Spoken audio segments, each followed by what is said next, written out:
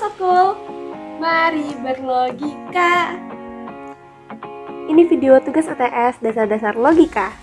Assalamualaikum warahmatullahi wabarakatuh. Hai, balik lagi di channel Partwas Official bersama aku Fadilah Zia Afifah dari Departemen Ilmu Komunikasi Fakultas Ilmu Sosial dan Ilmu Politik Universitas Andalas. Pada video kali ini aku pengen ngebahas nih tentang asas-asas pemikiran dan kebenaran dalam logika. Nah, mungkin kita bakal bahas tentang asas-asas pemikiran dulu ya. Sebelumnya, asas itu apa sih gitu? Asas-asas pemikiran. Dari kata asas dan pemikiran. Nah, asas itu apa sih gitu kan?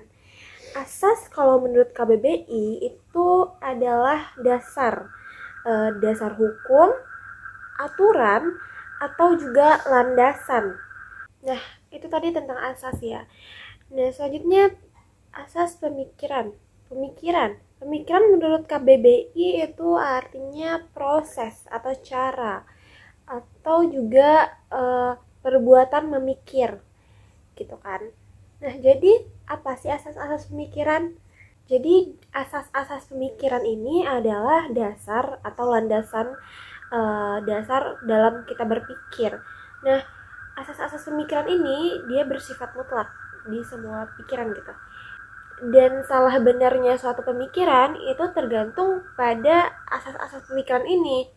Jika kita mengikuti asas-asas pemikiran ini dalam berpikir, maka bisa dikatakan pemikiran kita itu benar. Nah, jadi bisa dibilang kalau misalnya asas-asas pemikiran itu jadi dasar atau pondasi atau landasan lahirnya ilmu-ilmu pengetahuan yang udah kita pelajari gitu kan. Karena asas-asas pemikiran ini adalah dasar pokok dalam kita berpikir.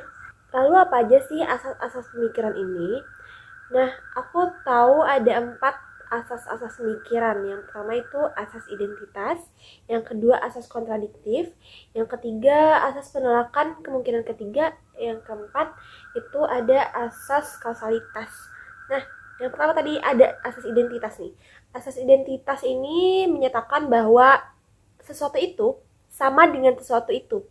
Nah, A sama dengan A. Tuhan sama dengan Tuhan.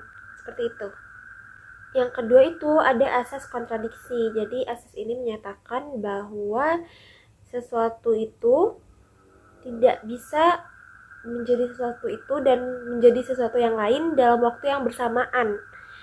Nah, jadi tidak ada proposisi yang benar dan salah dalam satu waktu sekaligus gitu. Contohnya seperti saya tidak punya uang dan saya punya banyak sekali uang gitu. Gak mungkin kan kalau saya tidak punya uang ya saya tidak punya uang. Gak mungkin pada saat saya tidak punya uang saya memiliki uang yang banyak pada saat itu juga. Seperti itu. Selanjutnya ada asas penolakan kemungkinan ketiga. Nah, asas ini menyatakan bahwa pengakuan dan pengingkaran itu kebenarannya terletak pada salah satunya. Jadi sesuatu itu antara dia positif atau negatif, antara dia benar atau salah. Nah, contohnya nih, disiplin. Disiplin itu ya terletak pada salah satu, antara dia perbuatan positif atau perbuatan negatif. Nggak ada di antara keduanya gitu. Dia terletak pada positif atau negatif. Yang terakhir nih, asas kausalitas atau sebab akibat ya, alasan. Contohnya nih, buah di pohon gitu kan. Jatuh ke tanah. Alasannya apa?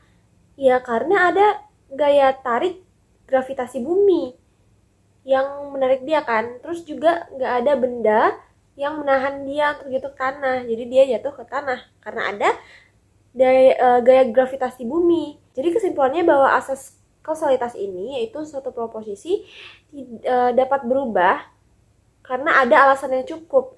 Begitu. Oke, tadi itu kita udah bahas tentang asas-asas pemikiran, dasar-dasar dalam berpikir gitu kan. Selanjutnya kita bakal bahas tentang kebenaran. Kebenaran gitu, jeng. Kebenaran itu apa sih? kebenaran itu kan berasal dari kata benar. Benar itu lawannya salah. Benar itu adalah persesuaian antara pikiran dan kenyataan, antara hal yang ada di dalam pikiran dengan hal yang ada di luar pikiran, yang ada di kenyataan ini loh. Nih contohnya nih, dalam pikiran kita besi itu lebih berat daripada kertas HVS gitu kan, kertas HVS. Nah di kenyataannya gimana? Di kenyataan itu ya besi lebih berat daripada HVS, berarti itu adalah kebenaran, ya kan? Nih ya, aku kasih case gitu. Ini pernyataan salah ya. Si A adalah seorang buta huruf yang pandai membaca. Nah, yang kita tahu orang buta huruf itu gak bisa membaca kan? Ya berarti itu bukan kebenaran, karena gak sesuai antara yang ada di pikiran dan dengan kalimat tersebut gitu. Dan ternyata dalam mendapatkan kebenaran ini ada juga caranya. Nah, jadi ada 2 cara untuk mendapatkan kebenaran. Yang pertama itu dengan cara induktif, yang kedua dengan cara deduktif. Yang induktif ini itu maksudnya kita menarik kesimpulan yang bersifat umum dari kasus-kasus individual. Nah, contohnya nih, timah dipanaskan memuai, besi dipanaskan memuai, tembaga dipanaskan memuai, apa lagi? Platina dipanaskan memuai. Nah, jadi kesimpulannya bahwa logam jika dipanaskan akan memuai. Begitu. Dan yang kedua itu dengan cara deduktif. Nah, deduktif ini caranya kebalikan dari yang induktif tadi. Kan induktif tadi dari yang khusus-khusus, terus tarik kesimpulan jadi umum. Nah, kalau misalnya deduktif ini suatu pernyataan umum, kita ambil kesimpulan khususnya. Contohnya masih tentang logam-logam tadi nih. Logam jika dipanaskan memuai.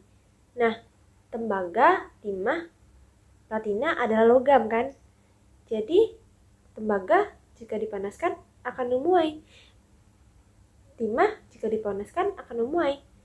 Dan platina jika dipanaskan akan memuai. Nah, jadi kesimpulannya itu. Jadi yang di pernyataan umum disimpulkan khusus-khusus gitu, yang bersifat khusus. Nah, jadi ada 2 tuh kan tadi cara mendapatkan kebenaran. Nah, itu dia. Kita tadi udah bahas kan ya tentang asas-asas pemikiran dan apa aja asas-asas pemikiran itu. Tadi ada asas identitas, ada asas kontradiktif, ada asas penolakan kemungkinan ketiga, ada asas kausalitas. Terus juga kita udah bahas tadi tentang kebenaran dan cara-cara mendapatkan kebenaran ya. Tadi ada 2, yaitu cara induksi dan deduksi gitu. Nah, kalau dipikir-pikir mereka ada hubungan gak sih? Hubungan apa nih gitu? Enggak. Kenapa aku bilang asas-asas pemikiran dan kebenaran ini memiliki hubungan? Karena menurut aku dalam kita berpikir untuk mendapatkan kebenaran, dalam berpikir dengan benar, kita harus memiliki asas-asas pemikiran yang benar, juga memiliki konsep-konsep pemikiran yang benar. Jadi kalau asas-asas pemikiran itu udah mantap di pikiran kita, dalam kita proses berpikir ini nih, asas-asas pemikirannya tuh benar, jadi yang kita pikirkan atau kebenaran itu bisa kita capai. Dan kita gak akan salah dalam memahami sesuatu. Gitu. Oke, tadi itu dari aku tentang asas-asas pemikiran dan juga kebenaran. Nah, semoga video ini bermanfaat buat teman-teman semua yang nonton. Dan aku mau bilang terima kasih karena udah nonton sampai akhir. Jangan lupa like, comment, dan subscribe guys. Menuju 70.000, enggak 70 aja.